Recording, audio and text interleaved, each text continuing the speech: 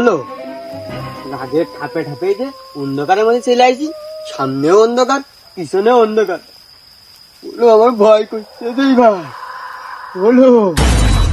এই শরীরে জ্বলা যন্ত্রণা আমি আর সহ্য করতে পারছি নে।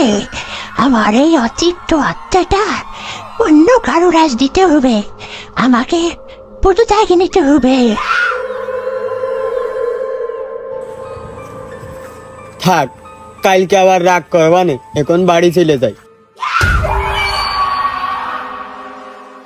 এই শালার পাগল রাগ কেটে চলে যে কদিন ওই বাগানের ভিতরে অন্ধকারে